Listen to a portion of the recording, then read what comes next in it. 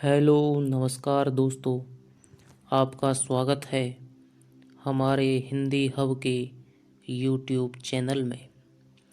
दोस्तों, आज हम पढ़ने वाले हैं लहरों के राजहंस, जो एक नाटक है जो कि मोहन राकेश जी द्वारा लिखित है। दोस्तों, मोहन जी का यह एक प्रसिद्ध नाटक है। तो आज हम इस नाटक की शुरुआत करने वाले हैं और आपको मालूम होगा कि आरपीएससी सेकंड ग्रेड में आपका लहरों के राजहंस ये नाटक लगा हुआ है। तो दोस्तों, आज से हम इसकी शुरुआत करने वाले हैं। और दोस्तों, एक बात मैं आपको बताना चाहूँगा, यदि आपने अभी तक लहरों के राजहंस नहीं खरीदा है तो आप एक बार ज़रूर खरीद लीजिए। यदि आप ऑनलाइन अमेजन से इसे खरीदते हैं तो आपको ये लगभग 150 रुपये का पड़ेगा। 108 और शायद 40-50 रुपये डिलीवरी चार्ज है। लेकिन यदि आप इसे लोकल मार्केट से ख़रीदते हैं तो आपको ये 50 रुपये से कम में ही मिल जाएगा। तो दोस्तों, चलिए शुरू करते हैं लहरों के राजहंस। तो दोस्तों, नाटक को शुरू करने से पहले हम इसकी भूमिका के बारे में पहले थोड़ा सा पढ़ लेते हैं, जो कि उक्त नाटक के बारे में सुरेश अवस्थी जी ने लिखा है। चलिए दोस्तों, शुरू करते हैं। लहरों के राजहंस में एक ऐसा कथानक का नाटकीय पुनराख्यान है जिसमें सांसारिक सुखों और आध्यात्मिक शांति के पारस्परिक विरोध तथा उनके बीच खड़े हुए व्यक्ति के द्वारा निर्णय लेने का अंतर्द्वंद निहित है। दोस्तों, यदि इस नाटक को आप पढ़ करके इसका जो सबसे बड़ा इसका मूल भाव है, इसके कथानक का जो सबसे बड़ा मूल भाव है वो इसका यही है। क्या कहता है कि इसमें आपको मैं थोड़ा सा पहले बता दूं कि इसमें जो गौतम बुद्ध के भाई हैं नंद, और उनकी एक पत्नी है जो से सुंदरी है, तो नंद का गौतम बुद्ध के प्रति आकर्षण और अपनी पत्नी के प्रति भी उसका घोर आकर्षण दिखाई देता है। इसलिए नंद दुविधाग्रस्त हो जाता है।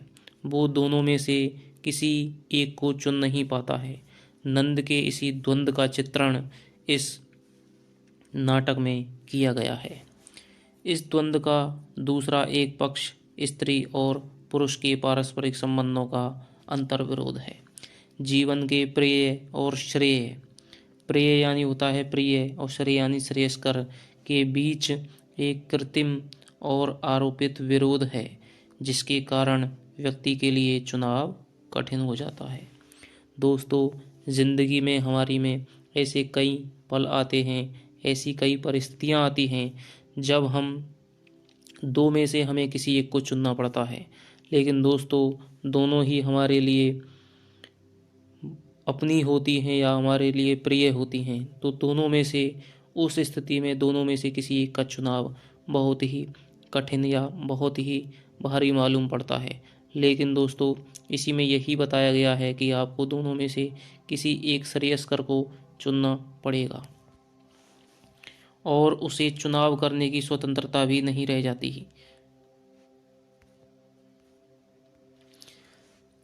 चुनाव की यातना ही इस नाटक का कथा बीज और उसका केंद्र बिंदु है।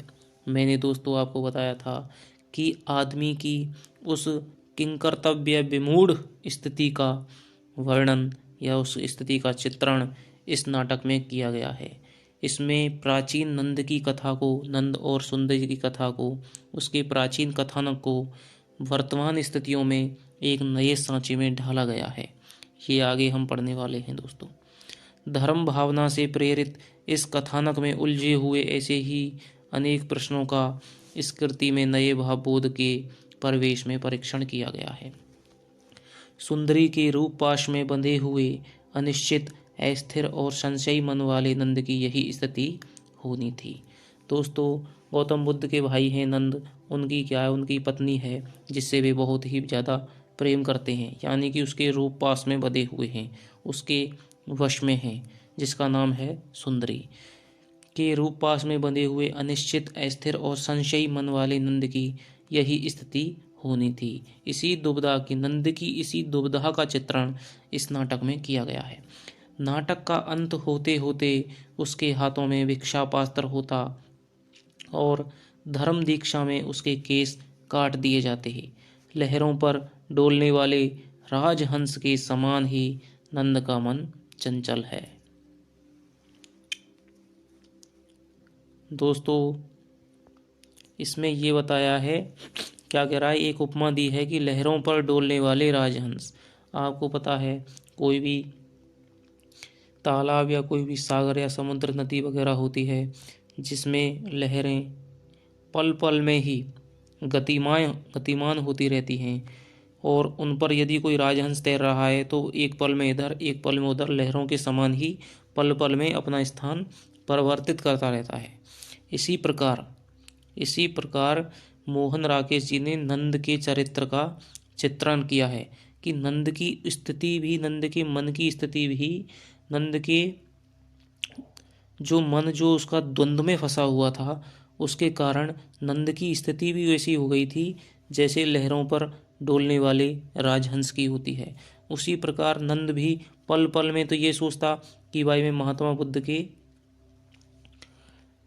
आदेश को मान करके या उनके पास जा करके मैं बौद्ध भिक्षु बन जाऊं। उसका मन है वो सांसार के अलौकिक तत्वों के प्रति आकर्षित होता था, लेकिन दूसरी तरफ उसका मन कहता था कि भाई मेरी पत्नी है, बहुत सुंदर है और उससे मैं प्रेम करता हूँ। बुद्ध ने मुझे क्या भिक्षु बना दिया है, मेरे केश काट दिए हैं, उससे मेरे मन का परिवर्तन तो नहीं हो सकता। इसीलिए वह इस द्वंद्व से हमेशा ही पीड़ित रहता है और इसी अवस्था का चित्रण इस नाटक में हमें देखने को मिलता है। लहरों पर डोलने वाले राजहंस के समान ही नंद का मन चंचल है। वह ना तो सुंदरी के रूप पाश से ही मुक्त हो पा रहा है और ना सच्चे और निर्विकार मन से भगवान बुद्ध की शरण में जा पा रहा है। अश्वघोष के प्रसिद्ध महाकाव्य सौंदरनंद में जो इस नाटक की कथा का आधार है। दोस्तों, इस नाटक से बहुत ही अच्छा प्रश्न यहाँ बनने को मिलता है। एक तो आपका मूल इसका सारांश हो गया कि इसमें किसका चित्रण किया गया है। इसमें महात्मा बुद्ध और सुंदरी के मोहपाश में बंधे हुए नंद के मन के द्वंद्व का चित्रण किया गया है। और दूसरा क्वेश्चन यहाँ पर यह बन जाएगा कि अश्वघोष के प्रसिद्ध महाकाव्य सौंदरनंद में इस नाटक की कथा का आधार है। दोस्तों, हमारे संस्कृत के प्रसिद्ध महाकाव्यकार या कवि मान लीजिए अश्वघोष जी हैं, जिन्होंने एक नाटक की रचना की थी सौंदरनंद। उसमें भी इस नंद और सुंदरी की कथा का चित्रण किया गया है। नंद और सौंदर्य आपको पता है कि महात्मा बुद्ध का भाई था, और इसकी कथा पाली साहित्य में या कि अपभ्रंश साहित्य में देखने को मिलती है, जिसको आधार बना करके अश्वघोष जी ने एक नाटक प्रसिद्ध महाकाव्य की रचना की थी, जिसका नाम था सौंदरनंद।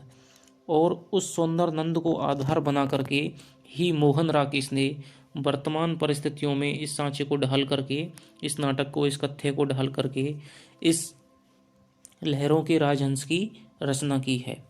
इसी से इसके सौंदरनंद में एक श्लोक आया है, तम गौरवम बुद्धगतम, ये वाला। तो इससे इसमें क्या बताया गया है कि लहरों पर डोलने वाले राजहंस, यहाँ से इसका क्या है आपको पता है कि शीर्षक इसका लिया गया है। नंद के इस दुविधाग्रस्त मन का बड़ा ही सुंदर काव्य चित्र प्रस्तुत किया गया है। तम गौरवम बुद्धगतम चकर्ष भार्यानुरागे पुनरा चकर्ष है सोय निश्चान्यपियौ न तस्थौ तरम स्तरंगेष्वेव राजहंसः। तो दोस्तों, इसमें से एक क्वेश्चन ये भी बन सकता है कि नंद के मन का चित्रण की उपमा, नंद के मन की उपमा मोहन राकेश ने या नाटककार ने किससे की है।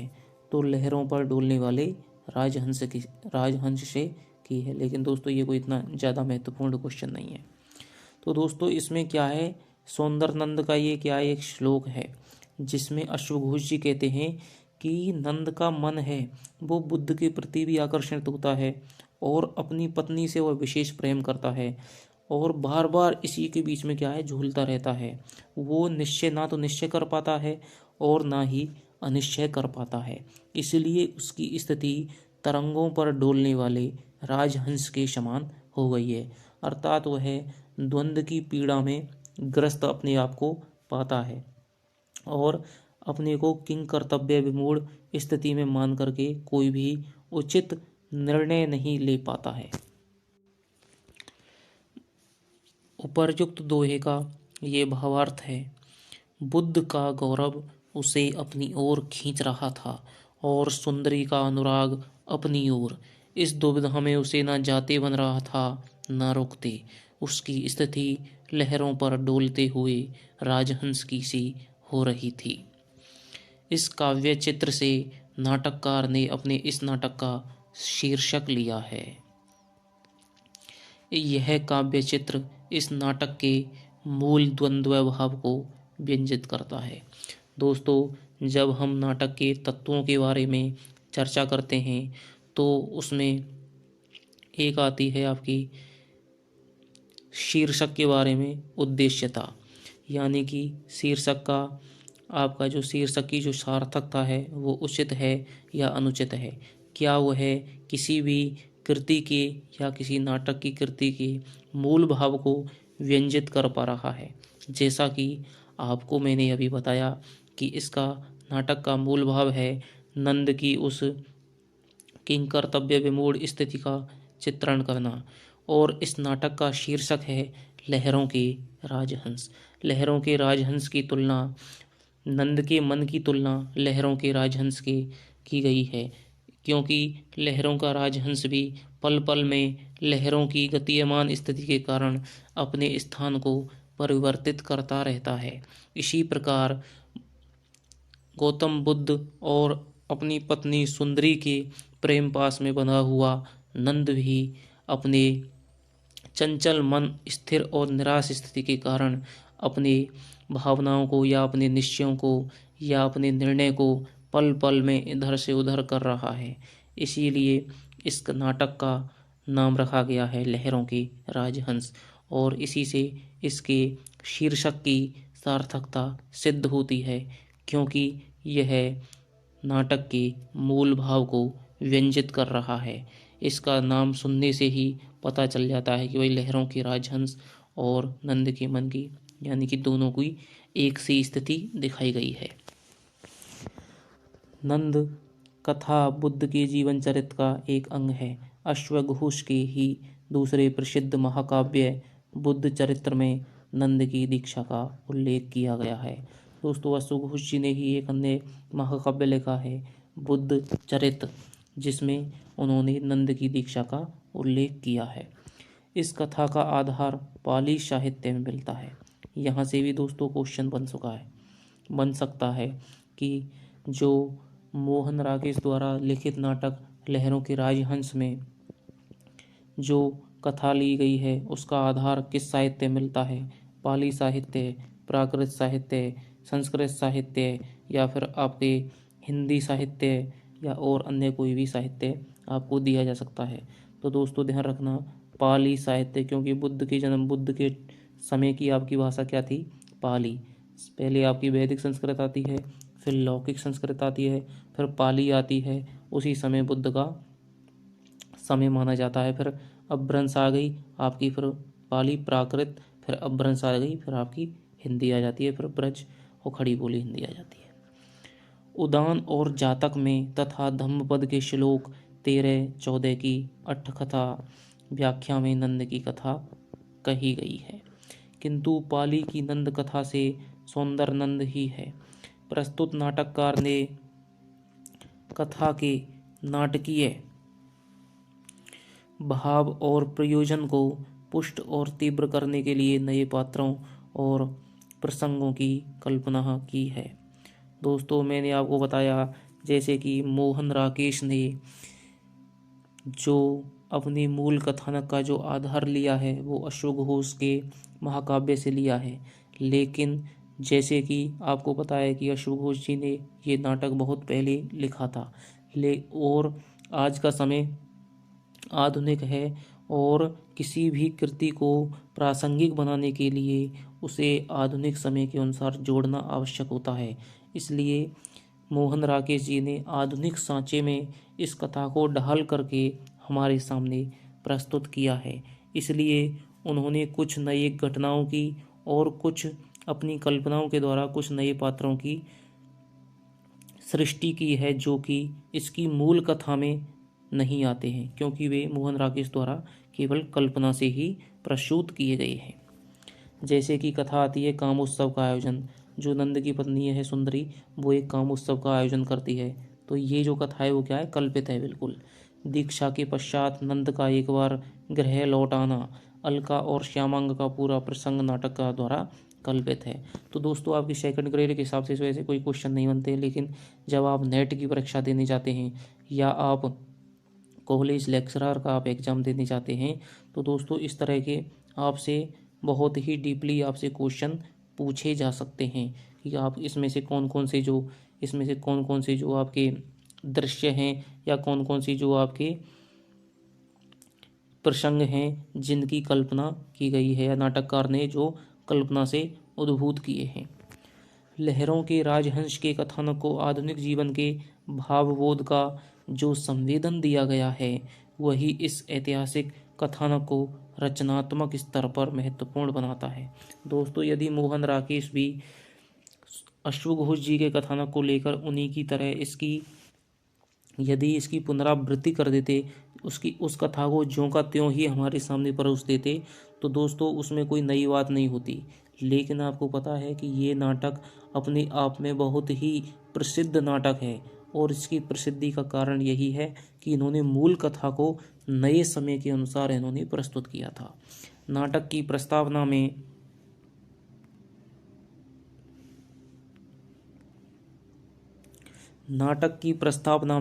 नाटककार ने इस संबंध में अपना दृष्टिकोण स्पष्ट किया है। अब ये मोहन राकेश जी ने अपना जो नाटक की भूमिका लिखी है उसके बारे में कहा है कि कथा का आधार अश्वघोष का सौंदरनंद काव्य है, परंतु समय के विस्तार में स्थितियों का प्रक्षेपण करने के कारण यह काल्पनिक भी है। ये मोहन राकेश स्वयं अपने नाटक के बारे में कह रहे हैं कि भाई इसका नाटक का आधार तो सौंदरनंद काव्य है, लेकिन इसमें मैंने कुछ प्रसंगों को कल्पना से भी मैंने जोड़ा है। इतिहास और साहित्य के संबंध की व्याख्या करते हुए नाटककार लिखता है कि साहित्य में इतिहास अपनी यथातथ्य घटनाओं में व्यक्त नहीं होता, घटनाओं को जोड़ने वाली ऐसी कल्पनाओं में व्यक्त होता है जो अपने ही एक नए और अलग रूप में इतिहास का निर्माण करती हैं। दोस्तों इसका मतलब ये है कि जैसे हम कोई इतिहास पढ़ते हैं तो इतिहास जो विषय है वो हमारा केवल तथ्यों पर और हमारी खोजों पर और निष्कर्षों पर ही आधारित होता है।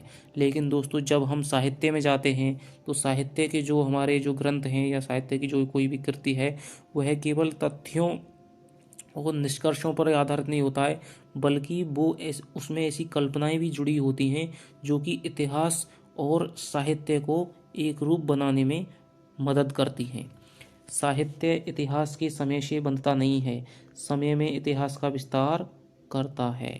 दोस्तों इसमें ये कहना चाहते हैं कि जो इतिहास है वो तो क्या है, समय से कोई घटना यदि 2500 वर्ष पूर्व हुई है तो 2500 वर्ष पूर्व ही उसको दिखाना पड़ेगा इतिहास में, लेकिन साहित्य में हम उसको नए कलेवर में बांध करके प्रस्तुत कर सकते हैं जिससे कि वह युगों युगों तक अपनी प्रासंगिकता बनाए रख सकती है। ऐतिहासिक नाटकों में कथानक की ऐतिहासिकता और प्रामाणिकता का रचनात्मक दृष्टि से कोई अर्थ नहीं है।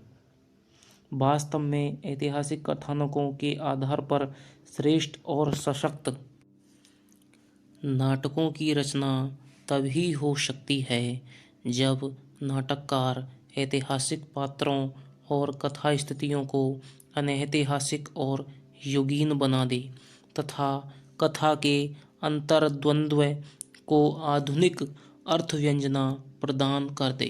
तो दोस्तों, इसमें मोहन राकेश जी ये कहना चाहते हैं कि कोई भी यदि हमें अनैतिहासिक या कालबोध से परे और सदा सदा युगों युगों तक प्रासंगिक रहने वाले नाटक की यदि हमें रचना करनी है तो हमें कुछ ऐसी कल्पनाओं की सृष्टि करनी पड़ेगी, कुछ ऐसे प्रसंगों को उद्भूत करना पड़ेगा जो हमारे नाटक को वर्तमान समय से जोड़ें और इतिहास और साहित्य में एक कड़ी के रूप में वो कार्य करें। तभी ही हमें एक अच्छे नाटक की रचना कर पाने में सक्षम बन सकते हैं। हिंदी में ऐतिहासिक नाटकों के कथानकों की प्रामाणिकता पर आग्रह रहता है। तभी हिंदी के अधिकांश ऐतिहासिक नाटक इतिहास की पाठ्य पुस्तकों का नाटकीकृत रूप मात्र लगते हैं। इसमें कह रहे हैं कि भाई हिंदी साहित्य में ये धारणा चल पड़ी है कि नाटकों में ऐतिहासिकता का समुचित निर्वाह होना चाहिए। इसीलिए कुछ नाटककारों ने इस प्रकार के नाटकों की रचनाएं की हैं कि उनको पढ़ कर के लगता है जैसे आप कोई हिंदी साहित्य की इतिहास की आप कोई पुस्तक पढ़ रहे हों या कोई इतिहास का आप कोई ग्रंथ पढ़ रहे हों, यानी कि उसमें केवल इतिहास की बातों को ही दोहराया गया है। इसके साथ ही हिंदी के आधुनिक नाटक साहित्य की जो दो चार श्रेष्ठ कृतियां हैं, जैसे स्कंदगुप्त जयशंकर प्रसाद का है, कोणार्क जगदीश चंद्र माथुर का है, अंधायुग धर्मवीर भारती का है, आषाढ़ का एक दिन मोहन राकेश जी का ये बहुत बड़ा प्रसिद्ध नाटक है, वे सभी ऐतिहासिक हैं। इनकी श्रेष्ठता का कारण यह है कि इनके द्वारा नाटककारों ने ऐतिहासिक कथानक नहीं दोहराए हैं, उनको नए प्रवेश और आधुनिक संदर्भों में प्रस्तुत किया है। यानी कि मोहन राकेश अपने पक्ष में तर्क देते हुए प्रस्तुत करते हैं, यदि आपको कोई भी अच्छी रचना करनी पड़ती है तो उसके लिए आपको किसी भी समय विशेष के अनुसार आपकी कृति को ढालना होगा। जैसे कि स्कंदगुप्त है, वो कुछ प्रसिद्ध नाटक बताते हैं कि स्कंदगुप्त के प्रसाद का, कोणार्क है, अंधायुग है, आषाढ़ का एक दिन है। भाई ये नाटक इतने फेमस क्यों है, इतने प्रसिद्ध क्यों है? क्योंकि इसमें मूल कथा को या केवल इतिहास को दोहराया नहीं गया है, बल्कि उस कथा को नए समय के अनुसार प्रस्तुत किया गया है, जिसने इन नाटकों को कालजयी बना दिया है और सदा सदा आगे आने वाले वर्षों में भी इन नाटकों की प्रासंगिकता वो यथावत रहने वाली है। इसलिए ये नाटक अधिक प्रसिद्ध हुए। सभी देश के नाटक साहित्य में, इतिहास में, विभिन्न युगों में जब भी श्रेष्ठ ऐतिहासिक नाटकों की रचना हुई है, तब नाटककारों ने प्राचीन कथानकों को नई दृष्टि से देखा है और उसको नई अर्थ व्यंजनाएं दी हैं। चाहे 2500 वर्ष पूर्व लिखी गई महान यूनानी त्रासदियाँ हों, चाहे एलिजाबेथ कालीन कामदियाँ, और चाहे फ्रांस, जर्मनी, इंग्लैंड और अमेरिका में पिछले 10-15 वर्षों में लिखी गई नई शैली के ऐतिहासिक नाटक। यानी कि कह रहे हैं कि भाई ये भारत में ही नहीं है, बल्कि विदेश की किसी भी भाषा में या विदेशी साहित्य में भी जब जब किसी भी एक ऐतिहासिक नाटक की रचना हुई और वो बहुत बड़ा प्रसिद्ध हुआ है, तो उसकी प्रसिद्धि का आधार यही था कि उसने उस कथा को, उस इतिहास के उस पहलू को एक नए दृष्टि से और नई अर्थव्यंजना दे करके उसे अपने समय के अनुरूप उसे प्रस्तुत किया है। इसीलिए बहुत अधिक प्रसिद्ध हुआ है।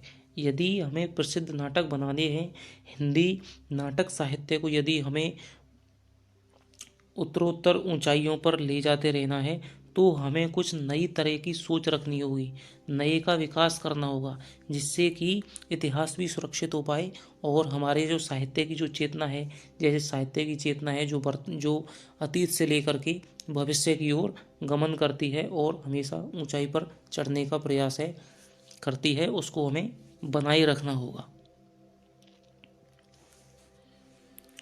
आगे पढ़ते हैं दोस्तों। अब इसमें नाटक की कथा वस्तु पर लेखक की जो भूमिकाकार है उसके विचार आते हैं। कि कपिल वस्तु में जिस समय भगवान बुद्ध धर्मोपदेश कर रहे थे और उनके जाति भाई धर्म के प्रति प्रेरित होकर दीक्षित हो रहे थे, कामासक्त नंद अपनी परम रूपवती प्रियतमा सुंदरी के साथ विहार में लीन रहता था।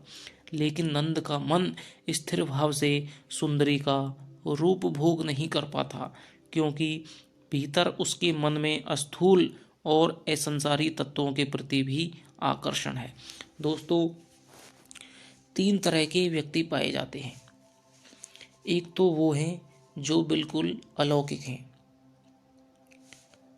जिनका मन केवल परमात्मा में, मुक्ति में, मोक्ष में या असंसारिक तत्वों में, जिसमें ये संसार को माया मोह समझते हैं और इनके बंधनों से मुक्त होना पाते हैं, यानी कि जो योगी टाइप के वो आदमी होते हैं।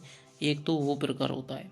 एक होते हैं बिल्कुल भोगी, जो बिल्कुल भी निकृष्ट लोग होते हैं, या जो इस सांसारिक सुख में लीन रहना चाहते हैं, सभी सुखों को भोगना चाहते हैं, जिन्हें अच्छाई बुराई से कोई मतलब नहीं है, वो जो मन में आता है वो करना चाहते हैं और इसी संसार में रमण करना चाहते हैं। वो होता है आपको भोगी। और एक होता है आपका गृहस्थ, जो संसार में भी रहता है और अलौकिक या आपके असंसारिक तत्वों के प्रति भी लालायत रहता है, यानी पूजा पाठ भी करता है और भोग भी करता है, योग भी करता है और भोग भी करता है। तो गृहस्थ का मन क्या है, भोगी है, वो तो बिल्कुल सोचता ही नहीं है कि मुझे मुक्ति चाहिए, मोक्ष की मुझे प्राप्ति चाहिए, या कुछ ऐसा मुझे भोग ध्यान कुछ भी करना है। वो तो केवल अपने भोग पर रहता है। और योगी है, वो सांसारिकता से और भोगों से, सभी मोहों से मुक्त हो चुका होता है। लेकिन दोस्तों, जो गृहस्थ होता है, जैसे कि नंद है, नंद भी एक गृहस्थ है जो अपनी पत्नी से बहुत ज़्यादा प्रेम करता है, और इसी कारण वह द्वंद्व से ग्रसित होता है कि भाई पत्नी को छोड़ूं या फिर मैं बुद्ध के पास जाऊं या फिर मैं अपनी पत्नी के पास रहूं। वो भोगी की तरह बिल्कुल बिना सोचे अपनी पत्नी का क्या है, भोग नहीं कर पाता है। यही बताया गया है। उसके मन की यही संस्कार और उसको पोषित करने वाली बाह्य परिस्थितियां ही नाटक के द्वंद्व का आधार है। वह घर से लौटे हुए उपेक्षित बुद्ध से क्षमा याचना करने के लिए जाने को विकल हो जाता है। जिस समय वह हाथ में दर्पण लिए सुंदरी के श्रृंगार में लीन है, उसी समय धम्मम शरणम गच्छामि कि धम्म की शरण में चलो का स्वर उठता है और सहसा उसके हाथ का दर्पण टूटकर गिर जाता है। देख लीजिए दोस्तों, ये उसकी स्थिति को यहाँ पर नाटककार है वो दर्शाता है कि भाई जो नंद है वो सुंदरी के लिए उसके श्रृंगार के समय उसके दर्पण लेकर के हाथ में खड़ा है, लेकिन तभी भी नेपथ्य के पीछे से बुद्धम शरणम गच्छामि, धम्मम शरणम गच्छामि, इस प्रकार का स्वर गूंजता है और उसके हाथ से दर्पण टूट करके गिर जाता है, जो उसके द्वंद्व की स्थिति का प्रतीक है। दर्पण का टूटना और कमल ताल में डोलती हुई बुद्ध की कल्पित छाया ऐसे ही प्रतीक हैं जो नंद की अस्थिर और दुविधाग्रस्त मनोदशा का संकेत करते हैं। अपनी ही क्लांति से मरे हुए मृग की बार बार सोचना और दीक्षा के पश्चात व्याघ्र से लड़ना उसकी इसी मनोदशा की प्रतीकात्मक अभिव्यक्तियां हैं। नंद जब अनायास और अनिच्छा से ही भिक्षु बना दिया जाता है, नंद को क्या है कि उसको क्या है, दीक्षा दे दी जाती है और उसके केस काट दिए जाते हैं, क्योंकि उसका ना तो पूरा मन भिक्षु बनने का था और ना ही अपनी पत्नी से राजमहल में रहने का और अपनी पत्नी को भोग करने का था। वह भिक्षु वेश में घर लौटता है तो सुंदरी को देखकर कहता है कि जिस सामर्थ्य और विश्वास के बल पर जी रहा था, उसी के सामने मुझे असमर्थ और असहाय बनाकर फेंक दिया गया है। यानी कि वो ये कथन सुंदरी से कहता है। ये कथन आ सकता है जो भिक्षु बना करके वो कहता है कि मैं तो सुंदरी के जो प्रेम था उसी के बल पर मैं जी रहा था, और आज उसी के सामने मुझे भिक्षु के वेश में ला करके खड़ा कर दिया है। एक ओर तो नंद के मन का यह द्वंद्व है और दूसरी ओर रूप गर्विता सुंदरी के इस खंडित विश्वास की पीड़ा कि उसमें उसमें आसक्त उसका पति कैसे उसके रूपपात से मुक्त होकर बौद्ध भिक्षु होकर उन्हीं हाथों में भिक्षा पात्र लेकर उसके पास लौटा है। यानी कि उसकी पत्नी जो सुंदरी है उसको अपने रूप पर इतना घमंड था कि वह सोच भी नहीं सकती। उसे इतनी पीड़ा इसलिए हो रही थी कि भाई मैं इतनी सुंदर हूँ फिर भी मेरा पति मेरे आकर्षण को छोड़कर किस प्रकार से बुद्ध एक बौद्ध भिक्षु बन करके सिर मुड़ाए हुए और इस वेशभूषा में मेरे सामने खड़ा है। यानी कि मेरा जो उसका क्या है कि अहंकार है वो चूर चूर हो जाता है। इसी प्रकार इसीलिए उसको बहुत ही पीड़ा होती है।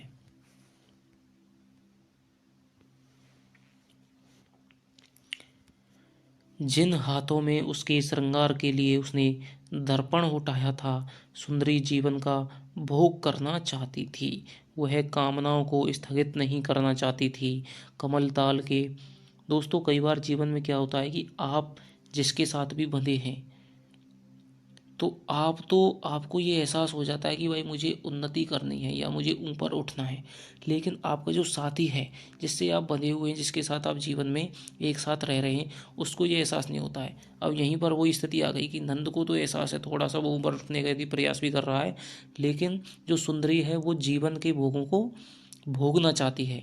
वो नंद के साथ ये बर्दाश्त नहीं कर सकती कि नंद को बौद्ध भिक्षु बना करके उससे अलग कर दिया जाए या फिर वो इस तरह से सांसारिकता से मुक्त हो जाए, क्योंकि उसे अभी सभी भोगों का आनंद लेना है। वो अभी कौन सी कैटेगरी में है? वो भोगी वाली कैटेगरी में है। कमल ताल के राजहंसों के जोड़े की किलोल सुनकर वह कहती है कि कोई गौतम बुद्ध से कहे कि कभी कमल ताल के पास जाकर इनसे भी वे निर्वाण और अमृत की बात कहें। ऐसे जो ये भूमिका में दोस्तों ये संवाद आ रहे हैं इनको आप विशेषकर ध्यान रखिए, क्योंकि कई बार क्या है कि पूरे नाटक को, क्योंकि सेकंड ग्रेड की परीक्षा में इतना बड़ा क्वेश्चन इतनी गहराई से ज़्यादा नहीं बनाया जा सकता, नहीं तो उसे कोई नहीं कर पाएगा। आपको नाटक से क्या है संवादों के प्रश्न आते हैं कि प्रस्तुत फलाना संवाद किसने किससे कहा या यह संवाद उपनाटक में किससे कहा है। ऐसे ही आपको 4 ऑप्शन दे दिया जाएगा या फिर ये संवाद आपसे कह दिया जाएगा कि नंद के संवाद कौन सा संवाद उसका नहीं है। इस तरह के आपसे संवाद आते हैं। कई बार क्या है कि परीक्षक ये सोचता है कि भाई भीतर से बनाने से बढ़िया है कि इसकी भूमिका में से ही जो संवाद आए हैं ये कुछ प्रसिद्ध संवाद हैं, तो इनमें से ही वो परीक्षा में उठा करके रख देता है। नाटक के अंत में जब वह नंद के द्वारा चंदन लेप का बिंदु बनाए जाने पर चौंक कर जाग जाती है तो उसकी दृष्टि नंद के केश कटे हुए भिक्षु वेशी मुख पर पड़ती है। उसका मन वितृष्णा से भर जाता है। इस प्रकार नाटक का कथानक अंतर्द्वंद्व के 2 स्तरों पर संचरण करता है और इन्हीं 2 स्तरों की पारस्परिक टकराहट से उसकी नाटकीयता अधिक तीव्र और गहन होती है।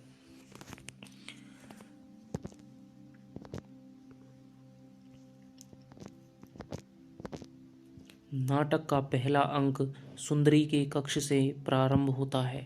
दोस्तों मैं आपको एक बात और बताना चाहूँगा, आपको लग रहा होगा कि मैं बहुत ही स्लो पढ़ा रहा हूँ। आपको तो ये सोच रहे होंगे कि हमें तो क्या है, हमें इतनी व्याख्या से या इतनी समझने से क्या मतलब है, हमें तो केवल 1 क्वेश्चन या 2 क्वेश्चन इसमें से आने हैं, हमें वो सही करने हैं, हमें केवल नंबर लाने हैं। यदि आपको इतना ही सब करना है तो आप बुक से भी पढ़ सकते हैं सीधे से। आपको इतना समय यहाँ पर खर्च इसीलिए ही करना है क्योंकि आपको माइंड में समझना है। यदि दोस्तों मैं इस बात की गारंटी देता हूँ, यदि आपने मेरे साथ ये नाटक पढ़ लिया, आपको मैं मानता हूँ कि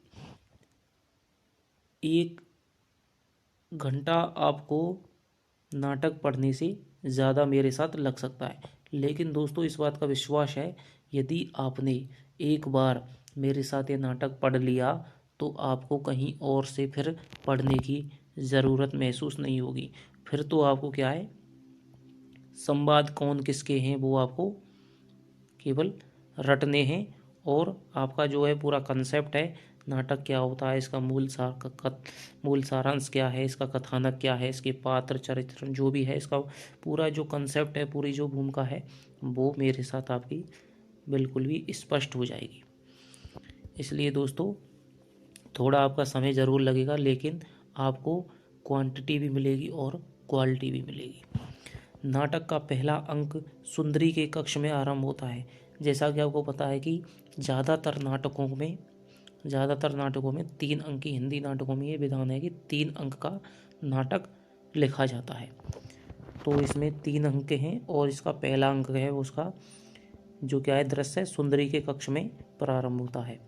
कर्मचारी साज सज्जा में लगे हुए हैं। सुंदरी के आग्रह पर कामोत्सव मनाया जाने वाला है, जो कि एक कल्पना से नाटककार ने इसमें डाला है। अतिथियों की प्रतीक्षा है। एक अतिथि मैत्रेय पधारते हैं और जब कामोत्सव में सम्मिलित होने के लिए मैत्रेय के अतिरिक्त और कोई नहीं आता है तो सुंदरी अपमान से विक्षुब्ध हो उठती है। इसी अत्यंत तीव्र और गहन कथा स्थिति में पहला अंक समाप्त होता है। पहले अंक में क्या है कि सुंदरी है वो क्या है, एक कामोत्सव का आयोजन करवा रही है। उसी के लिए महल में क्या है, साज सज्जा की व्यवस्था की जा रही है और वो सोचती है कि मेरे कामोत्सव में तो बहुत सारे लोग आएंगे, शहर भर से, अन्य शहरों से बहुत ज़्यादा लोग आएंगे, बहुत ज़्यादा भीड़ आएगी। लेकिन दोस्तों उस नाटक में केवल एक मैत्रेय नाम का ही उनका मित्र आता है और उससे पता चलता है कि इस कामोत्सव में तो भाग लेने के लिए कोई भी और नहीं आ रहा है।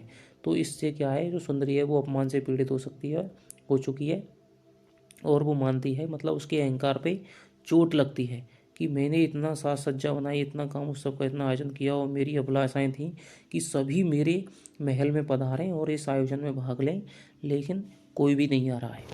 इससे उसका अहंकार चोटिल होता है।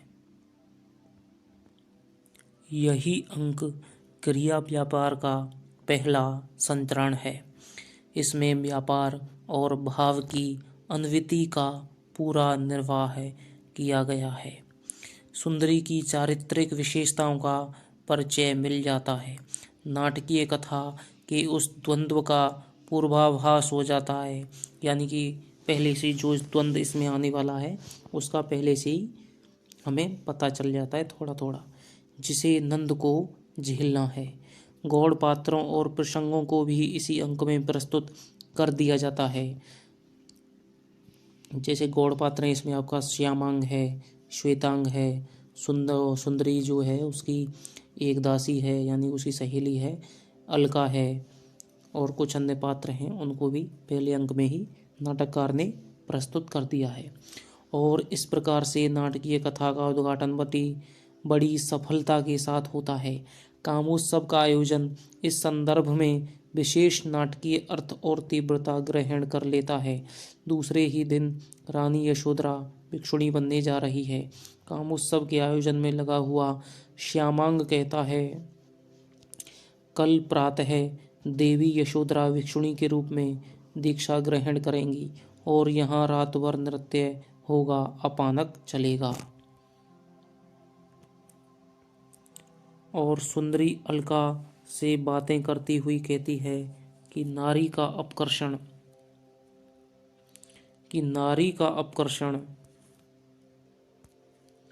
पुरुष को पुरुष बनाता है और उसका अपकर्षण कि नारी का आकर्षण पुरुष को पुरुष बनाता है और उसका अपकर्षण उसे गौतम बुद्ध बना देता है।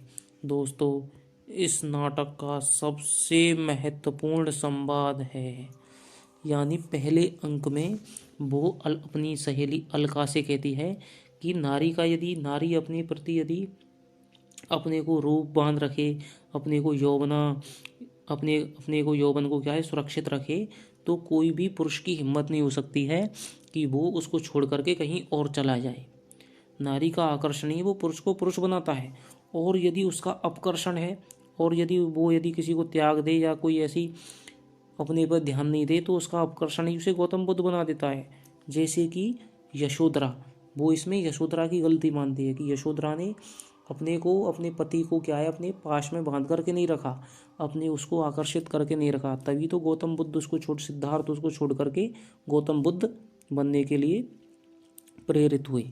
कमल ताल में राजहंसों का कलरव और श्यामांग द्वारा बुद्ध की छाया की कल्पना इस प्रसंग को गहरी नाटकीय व्यंजना प्रदान करती है।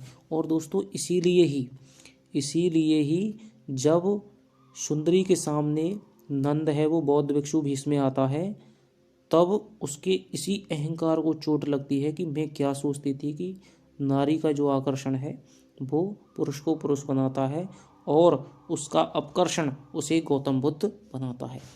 ये दोस्तों बहुत ही अच्छा संवाद है, इसको बिल्कुल भी याद रखिएगा। सुंदरी ने, अब नाटक में आगे हम पढ़ेंगे कि नाटक में सुंदरी ने किससे कहा था, अलका से कहा था।